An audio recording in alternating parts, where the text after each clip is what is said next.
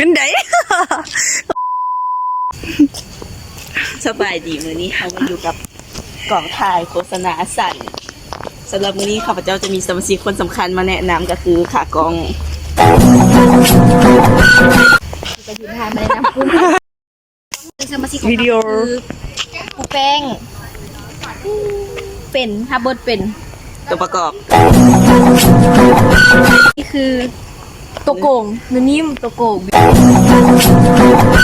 โกงฮับบดเป็นตัวโกงอันนั้นคือคุณอาฮับบดเป็นนางเอกส่วน นางเอกว่า อันนี้แอปเปิ้ลฮับบดเป็น ตะโกง ขาตากล้อง ตะกล้อง ตะโกงแล้วก็อีเล็กตัวประกอบเบอร์ 2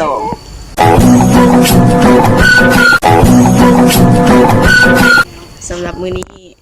พวกเขากลับมาท่าเข้าสากยิบหน่อย แล้วตอนนี้ก็ยังบ่ได้เข้าสากรู้สึกว่า ตื่นเต้นเอามาให้ เทคชิ้นร้อยปลาย 1แอคชั่น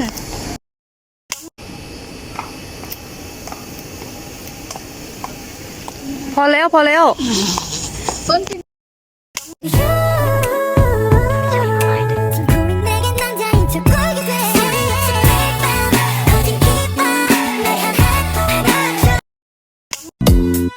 เสียบอ่ะพี่เดอร์โซด